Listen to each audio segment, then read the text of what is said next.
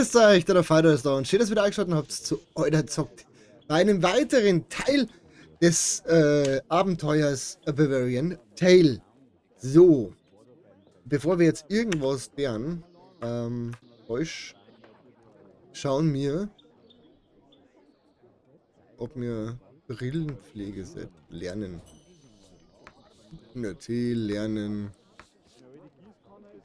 Wir lernen alles lernen. So. Wenn wir schon dabei sind, dann können wir das auch alles lernen. So.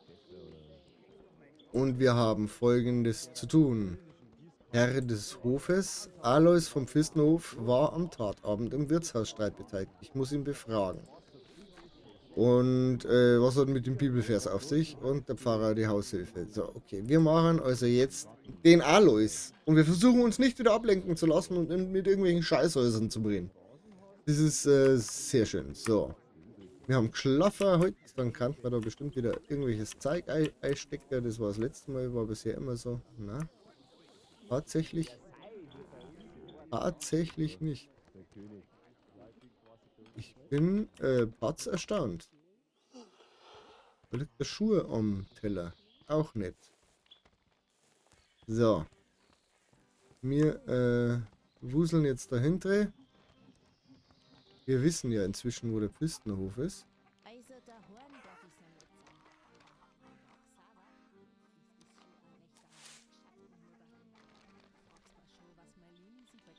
Schön, oder? Haben wir noch Eier eingesammelt. Ich will wieder ablenken. Nicht ablenken lassen, haben wir gesagt.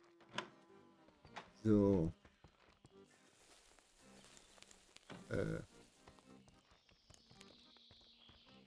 Wo geht's hinter? Wer fällt ein?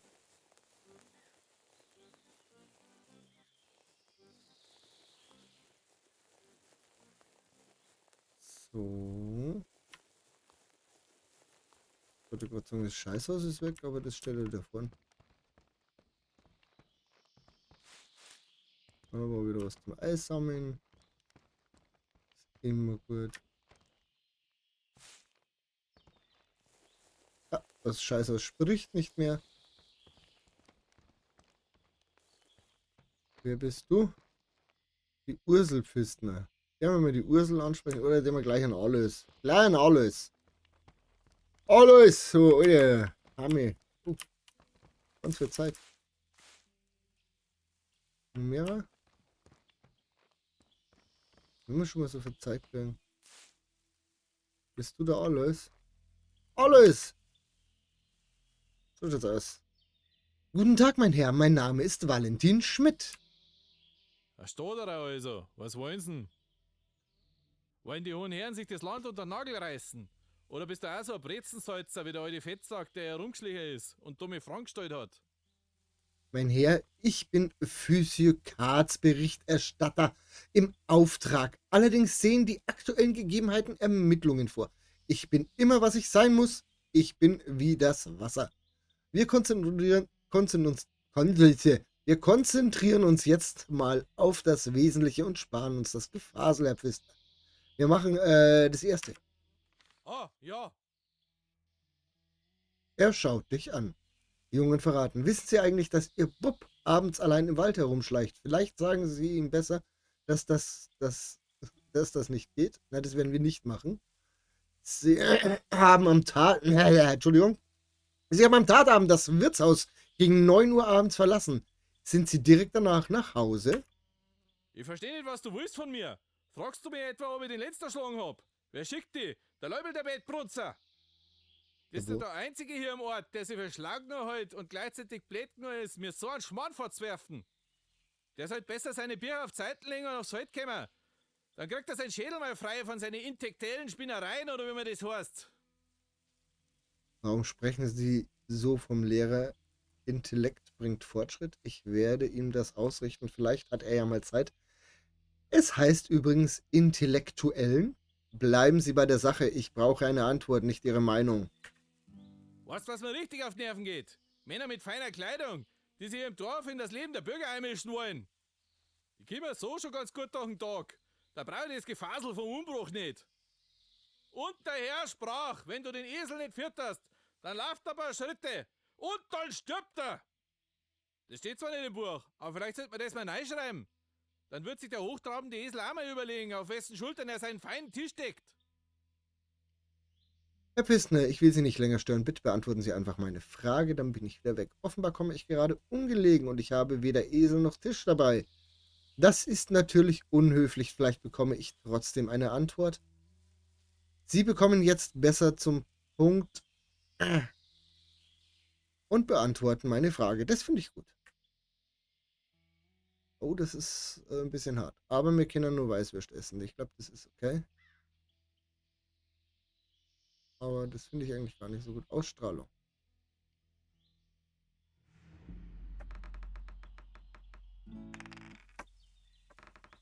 So ist gut. Das ist nicht gut. Und eine 4 wird schon werden. Ne, 5 wird schon werden. Das ist. Hätte das geholfen? Boah, das hätte auch nur geholfen. Ah, leck mich doch fett. Wenn ich was beantworte, lasse ich mir von dir Zipfelklatscher da nicht vorschreiben. Jetzt sag erst mal, was willst. Kann jemand bestätigen, dass Sie zu Hause waren, als der Lenz verstarb? Stopp! Wie du das sagst, elendlich verreckt ist er. Mit dem Kopf im Dreck wie ein reiniger Hund. Wie meinen Sie das? Na so wie ich sag! Also, ich bin vom Wirtshaus direkt nach Hause und hab mit der Ursel die Kisten für den Markt gepackt. Wie jeden Abend. Der Knecht muss zeitig aussehen da früher und da muss abends alles fertig sein. Welche Kisten? Die Kisten mit dem Zeug für den Markt. Lebensmittel halt. Die Kisten mit den dummen Fragen sind schon weg. Oder hast du die vielleicht gesehen, Herr Ermittler? Ich verstehe. Wenn du Zeugen suchst für deinen blöden Bericht da, dann frag die Ursel. Die ist auf dem Feld. Oder den Friedel, unseren Knecht. Der ist auf dem Markt. Ach, und hier steht er. Sagst mir dann schon, wie deine Ermittlungen ausgegangen sind? Ich hör's schon aus alle Richtungen. Bauer in Wolpertshofen hat seine Arbeit gemacht. Und du hast dann rausgefunden. Respekt, Herr Stoderer. Da gibt's dann sicher eine Beförderung für dich, oder? Und jetzt schaust zu, dass du weiterkommst. Ja. Wir lassen das jetzt mal so. Steh. Der Herr, Ohrschloch vom Dienst. Das ist ja unfassbar. So ist was los. Aber irgendein Zettel. Also wir haben ja mal wieder irgendwas, das war die falsche Taste. Ich weiß schon wieder nicht wo. Ja, das will ich doch die ganze Zeit. Map.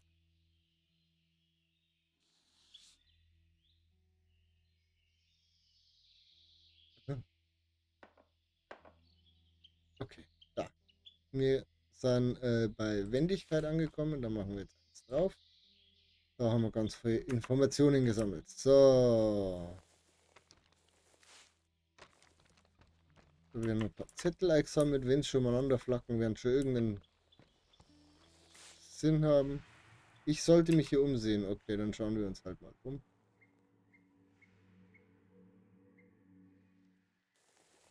Dann müssen wir mal wieder Brezen essen. Breze, Breze, Breze, Breze. Wo ist Breze? Da ist Breze. Wer bist denn du jetzt?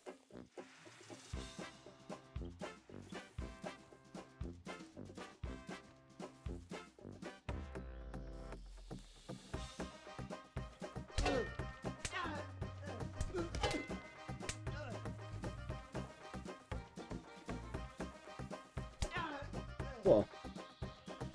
Jetzt haben wir das erste Mal eine Action gekriegt. Aber nur mal. Uiha.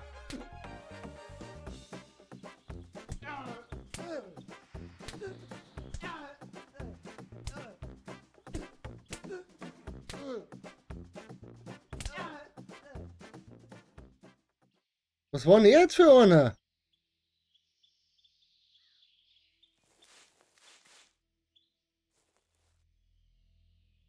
Wo ist denn der jetzt hergekommen?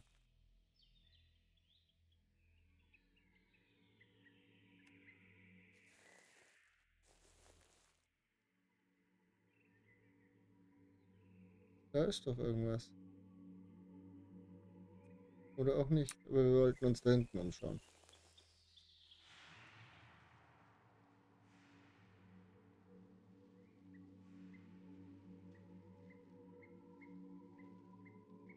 Da irgendwo wollten wir uns umschauen.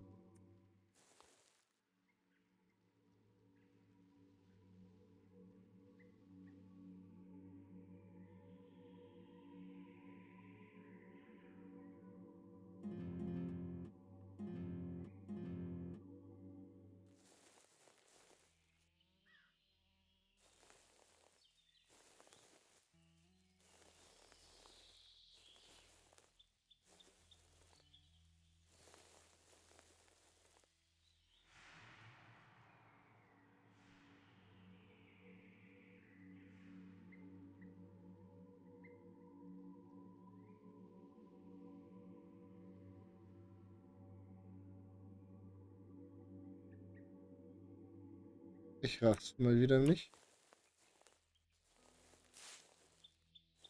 Raff's mal wieder überhaupt nicht.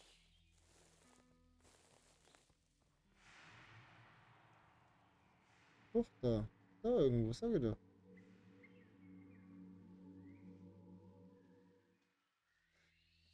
Oh, Breze essen. Nützliches, nützliches, nützliches. Breze.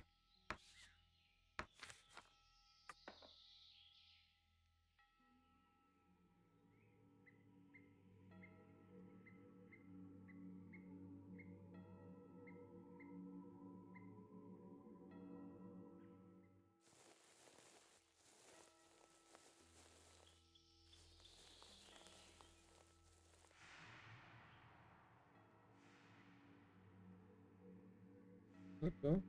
Oder da.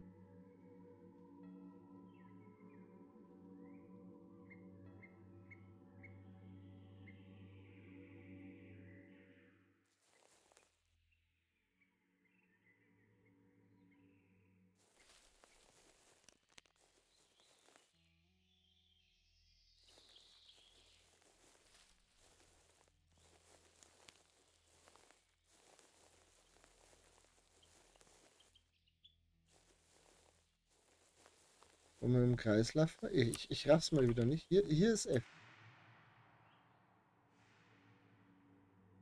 Da herum.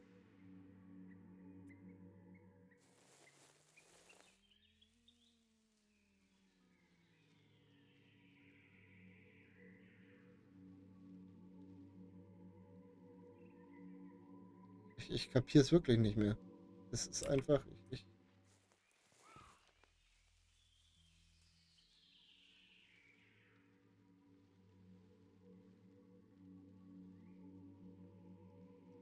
Sag, was soll denn das sein? Das regt mir auf.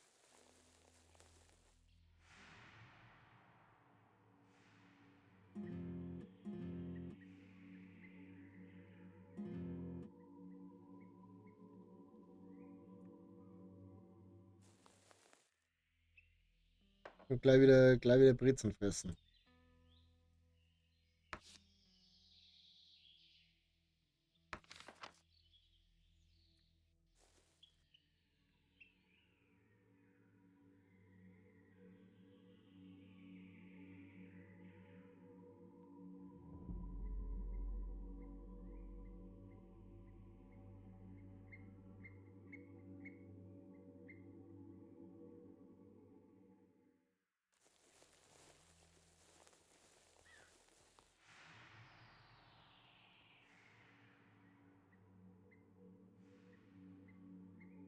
Ja, so. Da irgendwo soll ich doch hinschauen.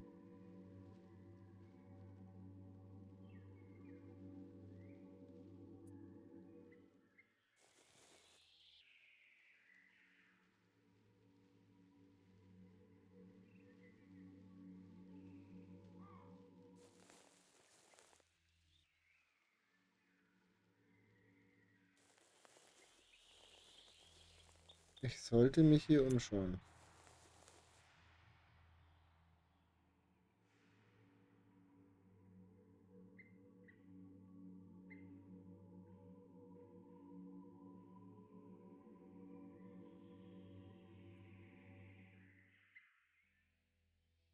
Muss ich mich da herstellen, damit ich was sag dann?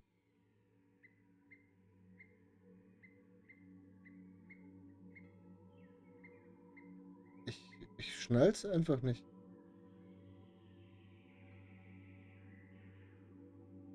Ich kapier's wirklich nicht. Es ist unfassbar.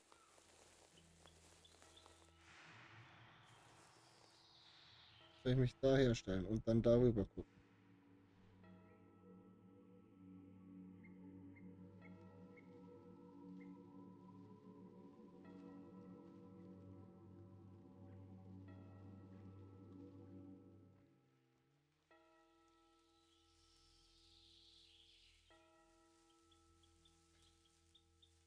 Oh, Leute, ich kapiere das einfach nicht.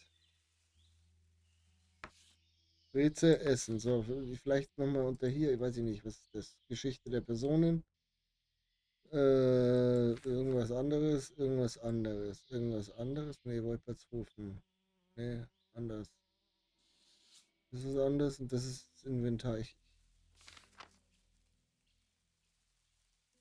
kapiere es einfach.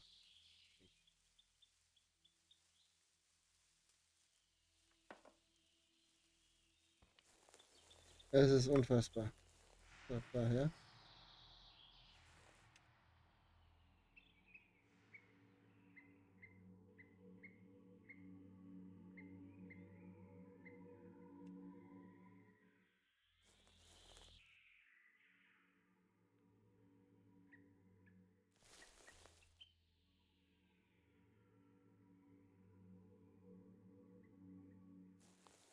Warum darf ich doch nichts finden, wenn ich mich da aber umschauen soll?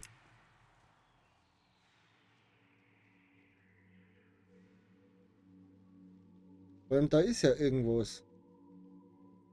Weißt du, was ich meine? Irgendwas ist ja da. Jetzt gehen wir erst einmal zu der Alten und ratschen mit ihrer. So. Küsterin.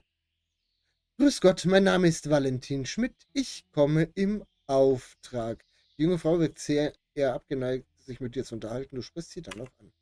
Ursula Pfistner, grüß Gott. Oh, Bedere. Gibt's sonst noch was?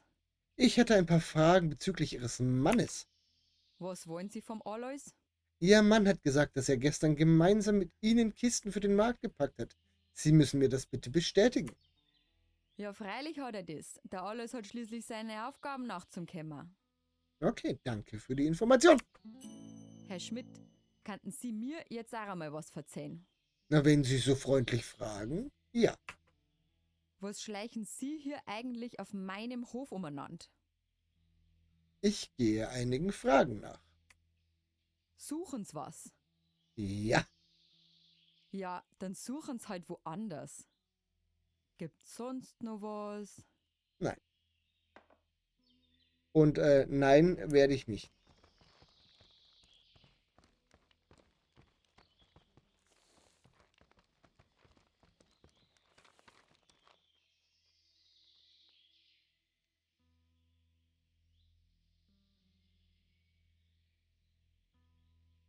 Du machst mir echt Angst.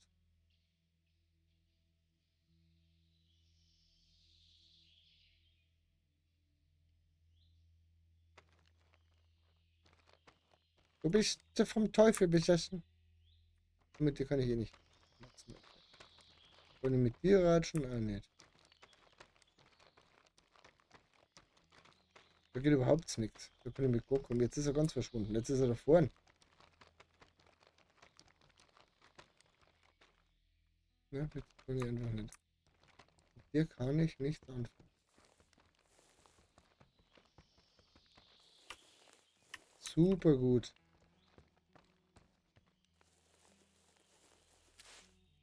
So eine Schaufel. Ich schürbe einfach alles ein. Ich bin der Gesetzeshüter vor dem Herrn. Einfach mal alles klauen, was wir finden. Mistgabe ist nicht gegangen, oder?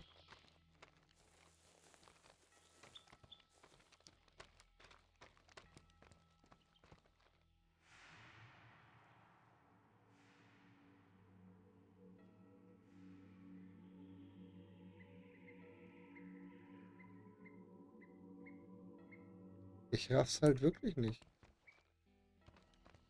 dass ich mich hier umschauen soll.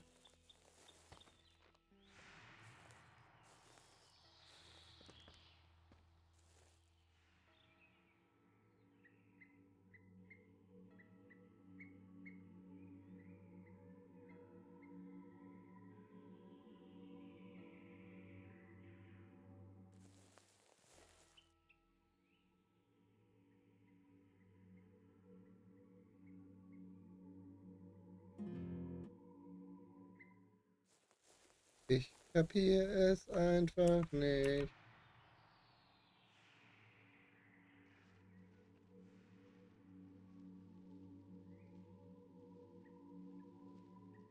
Ich verstehe es nicht. Was soll ich nur tun? Lons. So gern nur was anderes. Danke.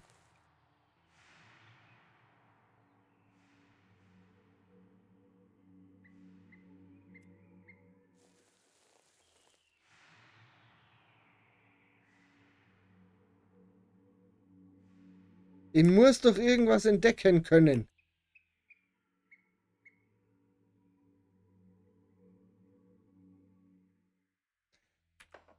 Brezel essen.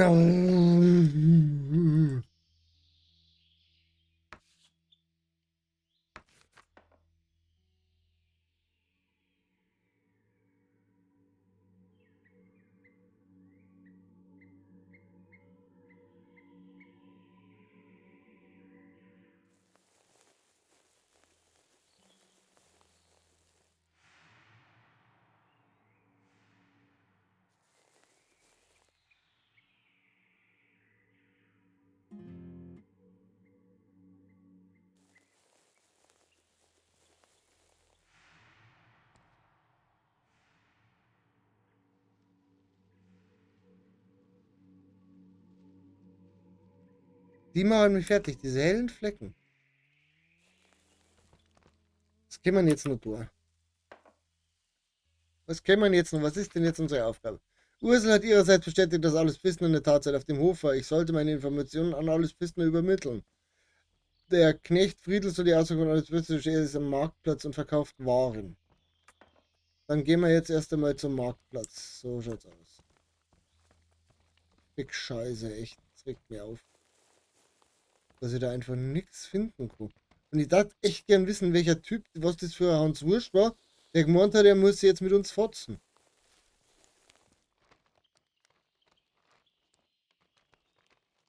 Ja, der Herr Stoderer geht jetzt erst einmal mitten durchs Feld, ab durch die Rabatte.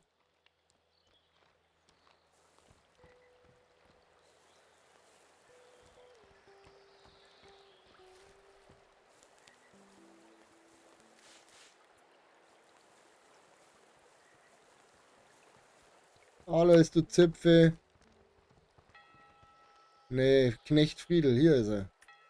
Hobe Deri. Der Händler steht an seinem Marktstand. Grüß Gott, Friedel.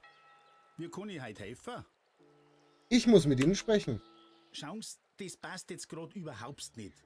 Die Waren müssen vom Stand und ich muss nur eine Lieferung machen. Glauben Sie nicht, dass es möglich wäre, mir ganz kurz zu antworten? Ich gehe jetzt mal davon aus, dass jemand stirbt, wenn Sie 10 Minuten später kommen, aber ich denke, dass die Lieferung jetzt mal warten kann. Und ich denke, dass ich jetzt arbeiten gehe. Die Regeln schreiben doch nicht Sie, mein Herr. Oh, Verzeihung, das habe ich mir falsch ausgedrückt. Das nehme ich.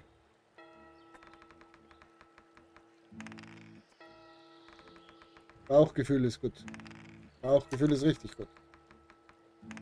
Bauchgefühl ist Granate, haben wir schon gewonnen.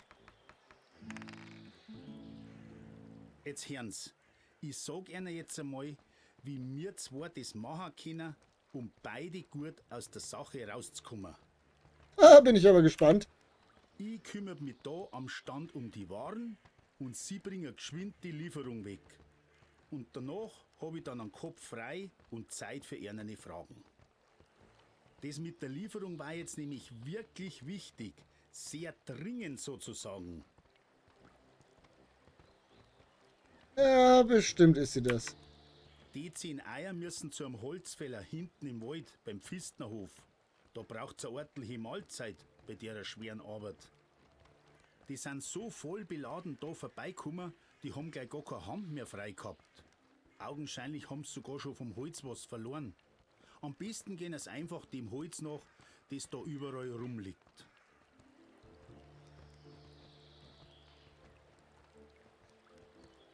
Was?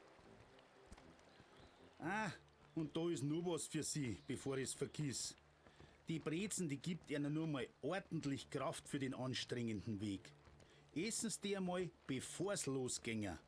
Ein altes Familienrezept von meiner Frau. Da, bitteschön.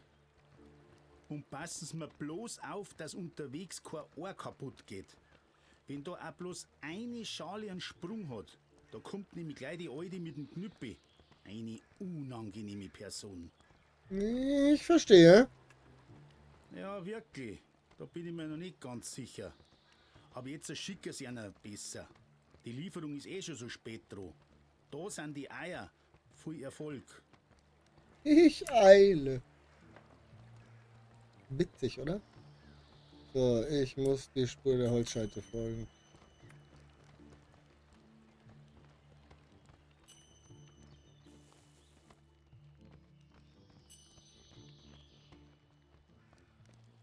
Meine Fresse jetzt. Es ist wieder irgendeine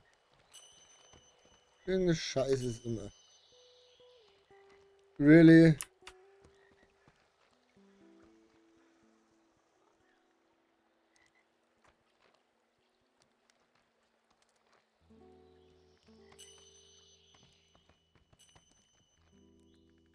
Really?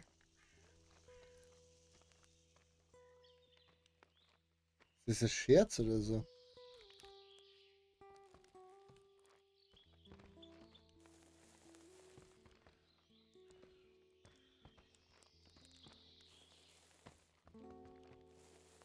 Scherz! Komm raus, du bist umzingelt.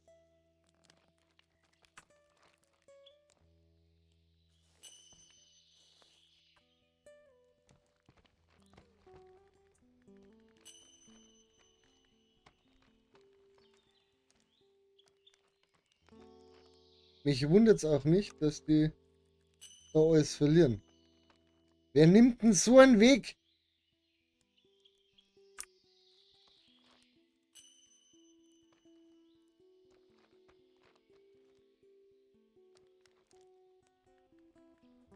Völlig affig.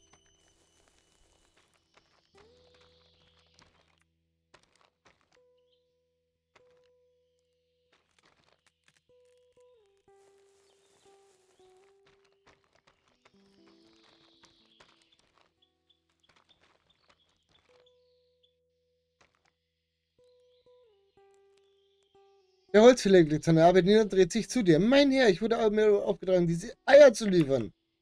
Ah, endlich. Mein Magen knurrt schon. Hier bitte. Danke.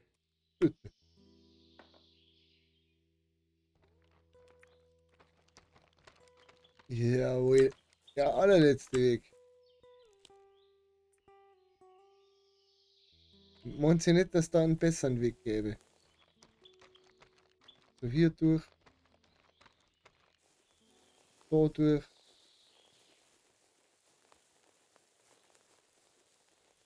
Dann über. Und zack, sind wir mal. Ist doch voll einfacher.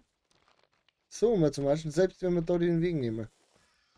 Welcher Horst gehen da hinten über die Blanken? Einer bläder wie der andere. Kenne ich nicht. Darf man schon einmal erwähnen, dass das Schwachsinnsakt ist. So, du Hanswurst. Dahinter steht in seinem Marktschild. Hallo Friedel. Wie kann ich heute helfen? Friedel, die Eier sind am Ziel angekommen. Bei Gott, ja, das ist ja ganz gut. Für Sie sind es vielleicht bloß 10 Eier, aber für mich bedeuten das auf dem Hof wahrhaft den Unterschied. Ich habe gemerkt, dass Ihnen das sehr wichtig ist. Mir sind doch Ihre Eier egal. Geil, machen wir das dann. Also gut, ich halte mich schon auch an meine Abmachungen. Keine Sorge. jetzt kommen wir dann endlich zu ihren Fragen. Was wollen Sie wissen? Der Pfistnerbauer wurde am Abend vom Lenz sein Tod im Wirtshaus gesehen. Seine eigenen Aussagen zufolge hat er aber zur Tatzeit bereits das Wirtshaus verlassen. Können Sie das zufällig bestätigen? Friedel hat als hart arbeitender Knecht sind Sie ja gewissermaßen das Herz des Hofs. Gab es in letzter Zeit irgendwelche Ereignisse, die Grund zur Annahme geben, dass ein Streit zwischen Alois und dem Lenz ausbrechen könnte? Wo waren Sie am Abend, an dem der Lenz verstarb? 2. Ja, da auf dem Dorf, da klangen manchmal 10 Eier für Gewalt. Dass zwischen Lenz und alles zum Streit kommen kann, das ist also ohne Frage möglich. Weshalb?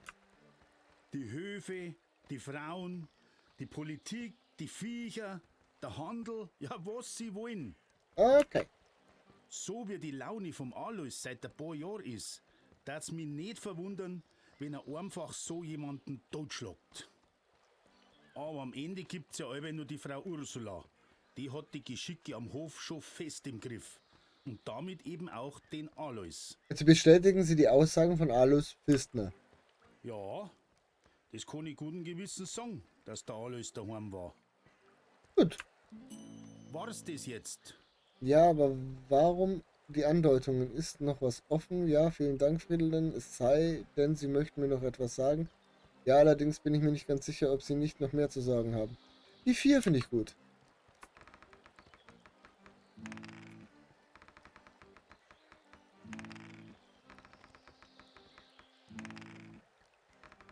Sehr gut, sehr gut, sehr gut. Ja, Valentin, Sie haben recht. Ich muss was loswerden. Dann sag es, Friedel. Na, nicht jetzt. Ich schlag vor, dass Sie sich wieder melden, wenn Sie an alles Ihr Anliegen geklärt haben. So machen wir es. Gut.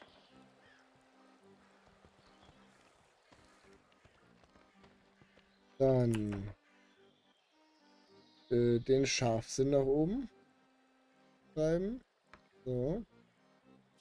Und schauen. Friedel bat mich, zu ihm zu kommen, wenn er alles über Alibi informiert habe. Herr des Hofs. Knecht Friedel eine Aussage bestätigt, ich sollte meine Informationen. Jetzt müssen wir mit dem Pfistner noch mehr reden. Der schimpft zwar bloß, aber ist okay. So, jetzt den wir erst einmal im Alois bestätigen, dass er ein Guter ist. Alois, bist du Guter? Ja? Der Schmiedbauer Alois, Pfistner Alois.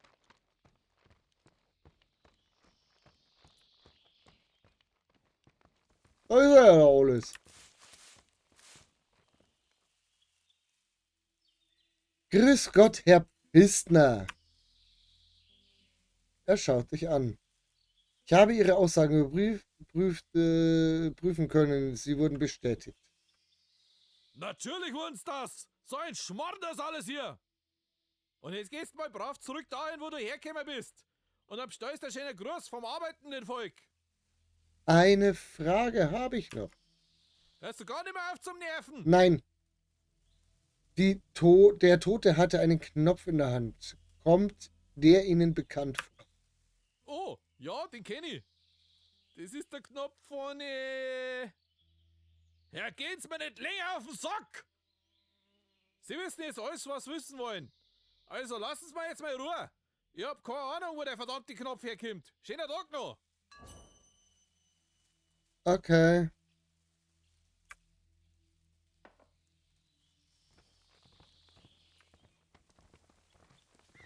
Ich hätte echt gern gewusst, was ich hier begaffen soll. Aber ich kriege keine Informationen.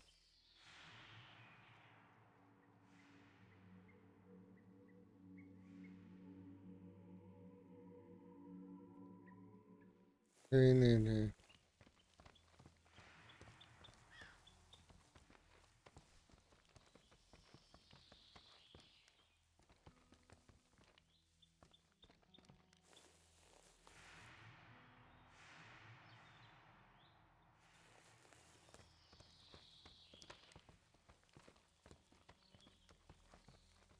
So, was ist jetzt die Aufgabe? Aussagen von alles kommt der Zettel nicht in Frage. Ich sollte meine Ergebnisse mit Lehrer Leubel mitteilen. Leubel. Dass er nicht wieder losmarschiert und irgendwelche Leid aufknöpfen will. Der Lynchmörder himself. Das ist ein tolles Vorbild als Lehrer. Leckt's mich doch am Arsch.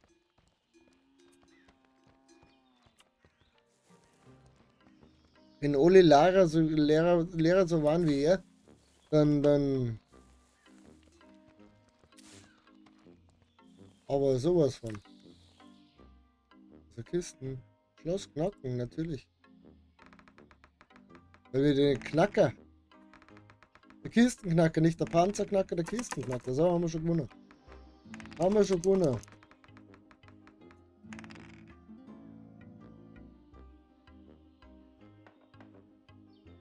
Alles nehmen.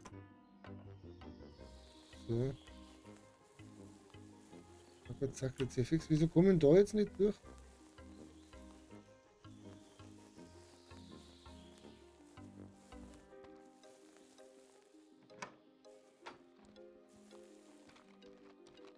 Hey Leubel!